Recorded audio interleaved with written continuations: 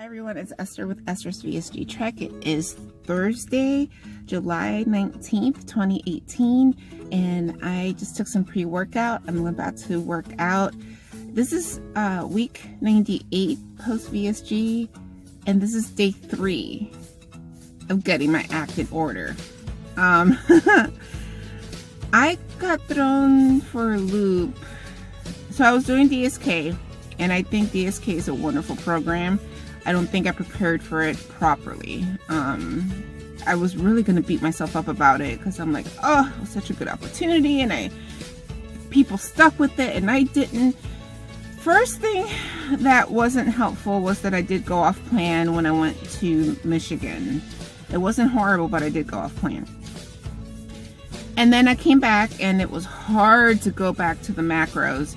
And then Anthony Bourdain's death threw me for a loop. My father too committed suicide, and my father was a chef. Of course, nothing like Anthony Bourdain, but there was just a lot of similarities. I'm my dad's only daughter, even though he loved my other 3 sisters as well. But like, and Anthony has an 11-year-old, like, and it was just after Kate Spade's suicide too. High profile things that of people you don't know, but you can most people sympathize, but I could completely empathize. Kate left a daughter too, and it made a lot of feelings come up. And at first I wasn't really, I was just sad about them, but then it just, I can't even put words to the feelings.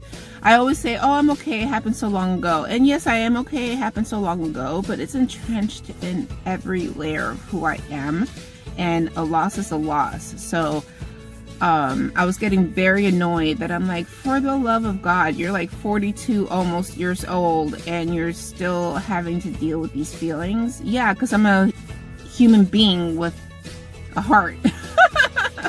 So I was going back and forth with that. And then we went down south. We had a very busy, I vlogged once from my mother-in-law's in Coconut Creek, Florida. So we went down there and we brought up a bunch of mangoes because my mom, we have friends that have real tropical mango trees in South Florida. And I had a mango like every other day, and I was being a normal person and just enjoying a couple things. All my meals were low carb keto, but then I would have a mango every other day. I was a normal person. I was holding 175. Legit. Like, oh look, I can do this. But the problem is, as soon as you try to lie to yourself that you don't have issues with food, that's when like your inner fatty's like, oh, I'm taking over. So I did a good like 9 days of just being a normal person, saying, no, I'm not going to drink that sugary drink because I'm going to have a mango later. No, I don't want rice. I'm going to eat my salad because, you know, I'm going to have this treat later. Like a normal person, and held 175. And then I have to say, it wasn't that I was binging, thank God. But after the 9 days, like I was like, oh, there are crackers over there? Sure. Oh, cheese and crackers is such life. Saltines have so many carbs. Why? But I do have to say, yes, I was off the rails, but it was a lot better than what it could have been. So I went from 175 to about 180, 181, and I started to feel better, as I always do. And I don't have goals, I have aspirations. Can I remember them? I posted them on Instagram yesterday. My first aspiration is to eat keto-friendly foods. Foods that will promote my body getting back into ketosis. So low carb, high fat. The first day, I'm not tracking. I'm not saying no. If I get this urge to eat, I will eat something that's keto friendly. The second one was to work out, and the third one is to intuitively try to live, like feel my body out, feel my mind out, and feel my what was it? Aches. Food, body, and mental. Food, like I said, I'm eating keto friendly foods.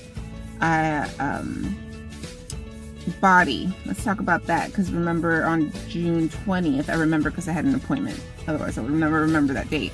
I hurt my left hip.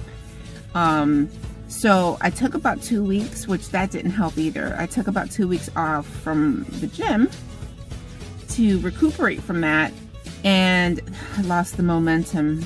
Oh, that was so annoying to lose the momentum, because I love this place and what it makes me feel after a good sesh. So I am finding that every morning I am super locked up. In fact, this is my 3rd day in a row coming to my happy place, and I've had to go and do 10 to 15 minutes of lots of hip opening.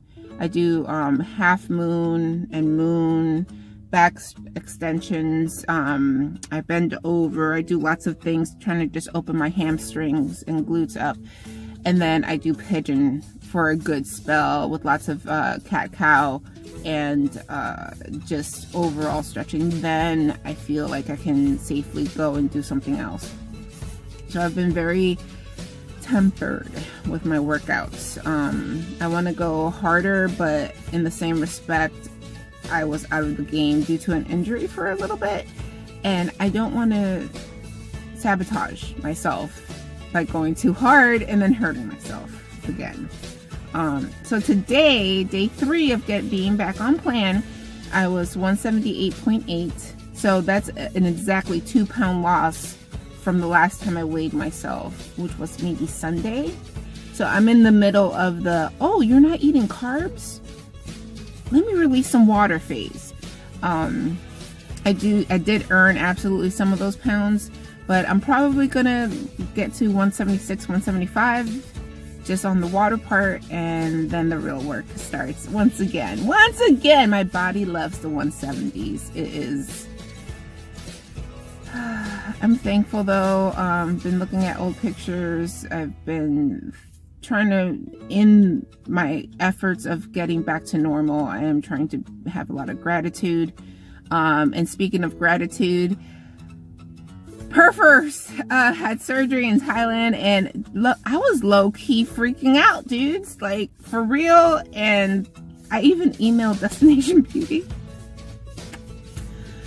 She's okay. She posted, and she has one more procedure. I got a lot of feelings about that because she went alone, and like I wish one of us could have gone with her, but she's gonna be fine, and she only has one more procedure, and then the healing starts, and then wow, she got her thoracic surgery. And I'm also so happy that she'll be like vindicated, because her last experience was less than stellar, and they were trying to put it back on her why it was less than stellar. I'm sorry, she wasn't the surgeon. Anyway, I digress. And anyway, I think I'm feeling, yes, I think that was the sign that I'm feeling the pre-workout. That's it for today. I just had to update. Sorry I was gone for so long.